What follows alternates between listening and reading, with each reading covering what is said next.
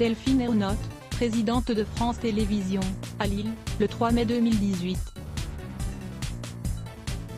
Sarah Al-Kalebar/Sipa lundi dernier, le couperet est tombé pour France 4.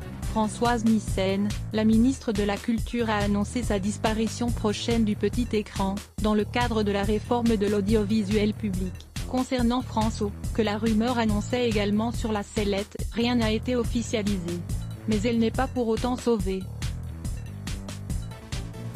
C'est à la ministre de trancher, avance Delphine Ernotte dans les colonnes du Parisien dimanche. La présidente de France Télévisions explique: de la Martinique à la Réunion, les habitants regardent surtout notre réseau de chaînes locales, la première, qui mixe déjà télé, radio et numérique. Il n'est pas question d'y toucher, c'est notre modèle pour France 3. La question est, a-t-on besoin d'une autre chaîne spéciale pour parler de ces territoires? Autrement dit, puisque les réseaux la première existent, France O est-elle utile?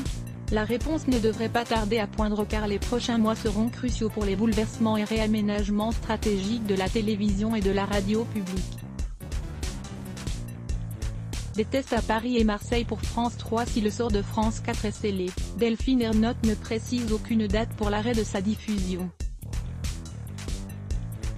Les dessins animés et magazines familiaux tels que Une saison au zoo, qui composaient une grande partie de la programmation de la chaîne, seront-ils diffusés ailleurs? La présidente de France Télé n'écarte aucune hypothèse. Il y aura des émissions pour enfants sur les chaînes et d'autres uniquement sur le numérique. On va remettre totalement à plat nos offres, réinventer nos chaînes. Nous lancerons une consultation auprès de nos téléspectateurs cet automne, prévient-elle. France 3 devrait ainsi connaître de sensibles transformations.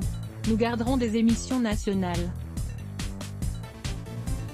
Mais le public attend qu'on lui parle davantage de la vie culturelle, économique, sportive, de leur région, poursuit Delphine Ernotte en annonçant que des tests seront menés à la rentrée à Paris et Marseille. Interrogée sur sa phrase sur les hommes blancs de plus de 50 ans, la présidente des chaînes de télévision publique a remis les points sur les i. Je n'ai jamais dit que je ne voulais pas d'hommes blancs de plus de 50 ans, mais qu'il ne fallait pas seulement des hommes blancs de plus de 50 ans à l'antenne.